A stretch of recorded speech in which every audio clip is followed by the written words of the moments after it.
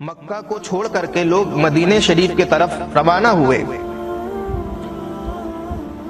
یاد کریں آپ کہ وہ کیسا منظر ہوگا۔ بھائی اپنے بھائی کو چھوڑ کر کے جا رہا ہے،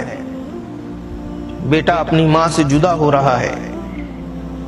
باپ اپنے لگتے جگر اپنے دل کے ٹکڑے کو چھوڑ کر کے جا رہا ہے۔ یہاں تو ابھی 2 مہینے ہوئے لاک ڈاؤن میں اور ہماری حالتیں خراب ہیں۔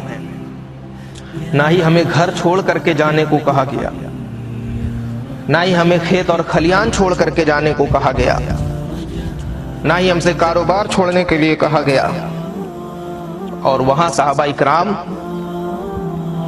اللہ کی رضا اور خوشنودی کے لیے اپنے گھروں کو چھوڑ کر مکے سے مدینہ کی طرف ہجرت کر گئے۔ وہ مکہ جس مکے میں حجاج اکرام آ کر کے حج کے فرائض انجام دیتے ہیں، وہ مکہ کہ جہاں نہ جانا حاجیوں کے حج کو ادھورا کرتا ہے، وہ مکہ کہ جس جگہ پر جانے کے بعد ہی حاجی کا حج پورا ہوتا ہے، وہ مکہ جس کی گلیوں سے صحابہ کی یادیں جڑی ہوئی ہے، جس مکے کی گلیوں میں امام حسن و امام حسین کھیلے ہیں، جس مکے کی گلیوں میں رسول پاک علیہ السلام کی تبلیغ کے نشانات نمایاں ہیں، جس مکے کی گلیوں میں کفار و مشرکین کے ظلم نمایاں ہیں، جس مکے کی گلیوں میں حضرت بلال کی اذان کی آوازیں گونجتی ہے،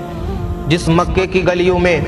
رسول پاک علیہ السلام کی رسالت کے نعرے گونجتے ہیں، جس مکے کی گلیوں میں بت پرستی کے بعد ایک خدا وحدہ لا شریک کی وحدانیت کا چرچا کیا جاتا ہے، جس مکے کی گلیوں میں ایمان اور وحدت کا نعرہ لگایا جاتا ہے، جس مکے کی گلیوں میں بتوں کو توڑ کر کے ایک خدا کی دعوت دی جاتی ہے، جس مکے کی گلیوں میں رسول کائنات علیہ السلام کی زندگی کے بہت سارے سال گزرے ہیں، جس مکے کی گلیوں میں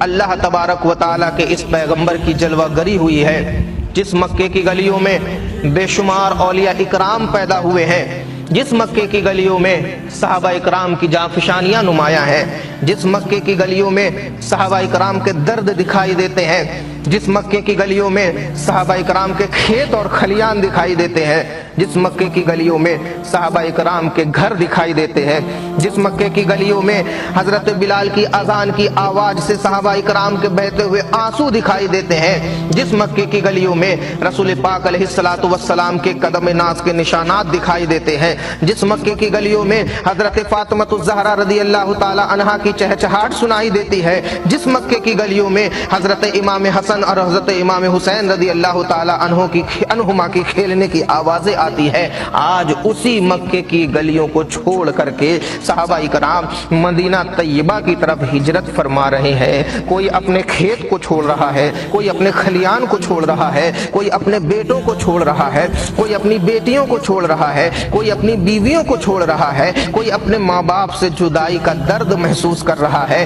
اللہ کے رسول صلی اللہ علیہ وسلم کی رفاقت میں مکے سے مدینہ کی طرف ہجرت کر رہا ہے۔ نہ ہی باپ کی محبت صحابہ اکرام کے قدموں کو روک رہی ہے، نہ ہی ماں کی محبت صحابہ اکرام کے جذبوں میں کوئی فرق پیدا کر رہی ہے، نہ ہی بیٹوں کی محبت صحابہ اکرام کے بڑھتے ہوئے قدموں پر زنجیریں ڈال رہی ہے، نہ ہی بیٹیوں کی چاہت صحابہ اکرام کے بڑھتے ہوئے قدموں پر بیڑیاں بن رہی ہے، نہ ہی صحابہ اکرام کو دنیا روک سک رہی ہے، نہ ہی صحابہ اکرام کو گھر کے جانے کا خوف روک رہا ہے، نہ ہی صحابہ اکرام کو کھیت اور کھلیان کی نیست و نابودی روک رہی ہے، بلکہ وہ تو اعلاء کلمت اللہ، اعلاء کلمت الحق کا وہ جذبہ اپنے سینوں میں لے کر کے مکہ سے کوچ کر رہے ہیں اور مدینہ کی طرف رخ کر رہے ہیں، اور اس بات کو وہ جانتے ہیں کہ اللہ کے رسول حق نبی بنا کر کے حق بات کا پیغام دینے کے لیے دنیا میں بھیجے گئے ہیں۔ آج اگر رسول اللہ نے ہم کو ہجرت کی دعوت دی ہے تو کل یقیناً رسول اللہ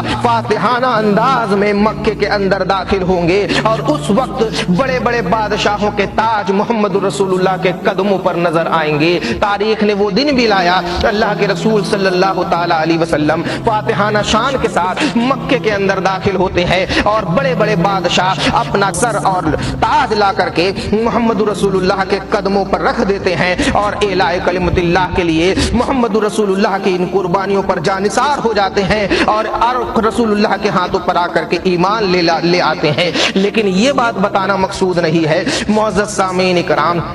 صحابہ کرام مکے سے مدینے کی طرف ہجرت کرتے ہیں۔ اب مدینے میں جب صحابہ کرام پہنچتے ہیں تو مدینہ کے انصار جو ہوتے ہیں، صحابی ہوتے ہیں، وہ ایک ایک صحابی کو اپنے اپنے گھروں میں لے کر کے جاتے ہیں۔ کوئی کسی کو اپنا بھائی بنا رہا ہے۔ اللہ کے رسول صلی اللہ تعالی علیہ وسلم ارشاد فرماتے ہیں کہ چند صحابی اگر سارے ہجرت کرنے والے مہاجرین کی ضیافت کریں گے تو بہت بھاری پڑے گا۔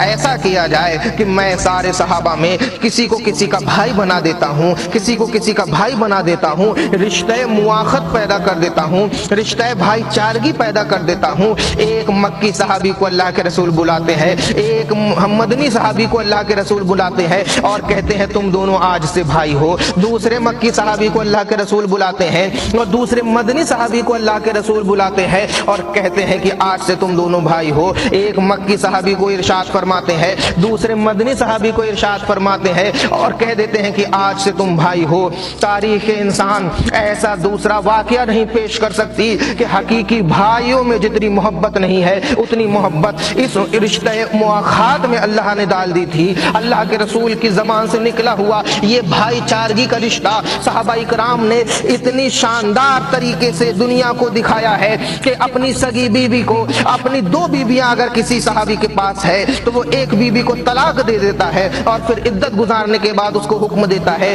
کہ تم میرے مہاجر بھائی سے رشتہ کر لو۔ کسی کے پاس اگر دو مکان ہے تو وہ دو مکان میں سے ایک مکان اپنے مہاجر بھائی کے نام کر دیتا ہے۔ کسی کے پاس اگر دو کھیت ہے ایک کھیت اپنے مہاجر بھائی کے نام کر دیتا ہے۔ یہ رشتہ اسی طرح پھلتا اور پھولتا ہے۔ سارے صحابی کو اللہ کے رسول صلی اللہ تعالی علیہ وسلم ایک ایک کر کے مدنی صحابی کا بھائی بنا دیتے ہیں، سب کو ایک ایک کا بھائی بنا دیتے ہیں۔ آخری میں حضرت علی رضی اللہ تعالی عنہ تنہا بچتے ہیں۔ آپ کی نگاہوں سے اشک جاری ہو جاتا ہے، آپ کی نگاہوں سے آنسو بہنے لگتے ہیں۔ حضرت علی رضی اللہ تعالی عنہ حضرت نبی کریم رؤوف الرحیم صلی اللہ تعالی علیہ وسلم کی بارگاہ میں آ کر کے عرض کرتے ہیں یا رسول اللہ، آپ نے ایک ایک کر کے ساروں کو ایک ایک کا بھائی بنا دیا۔ فلاں کو فلاں کا بھائی بنا دیا، فلاں کو فلاں کا بھائی بنا دیا، فلاں کو فلاں کا بھائی بنا دیا۔ اور یہ رشتہ اخوت خدا کی قسم حقیقی رشتے سے زیادہ سختی کے ساتھ صحابہ کرام نبھائیں گے۔ مگر یا رسول اللہ، آپ نے مجھے تنہا چھوڑ دیا، میرا کوئی بھی بھائی نہیں بنایا، نہ ہی مکی صحابی میں میرا کوئی بھائی بنایا، نہ ہی مدنی صحابی میں میرا کوئی بھائی بنایا، تو یا رسول اللہ کیا میں اکیلا رہ جاؤں گا؟ حضرت علی کی نگاہوں سے آنسو جاری ہے، حضرت علی کی نگاہیں ڈبڈبا رہی ہے، حضرت علی کے لب لڑکھڑا رہے ہیں۔ حضرت علی رسول کائنات کی بارگاہ میں عرض کرتے ہیں یا رسول اللہ، کیا میرا کوئی بھائی نہیں ہے؟ اللہ کے رسول صلی اللہ تعالی علیہ وسلم ارشاد فرماتے ہیں اے علی تو گھبرا مت، انت اخی فی الدنیا والآخرہ، انہیں تو ہم نے دنیا میں ایک دوسرے کا بھائی بنانا ہے، تو میرا دنیا میں بھی بھائی ہے اور آخرت میں بھی تو میرا بھائی ہے۔ جس طرح سے تو دنیا میں میرے ساتھ رہے گا اسی طرح سے آخرت میں بھی تو میرے ساتھ رہے گا۔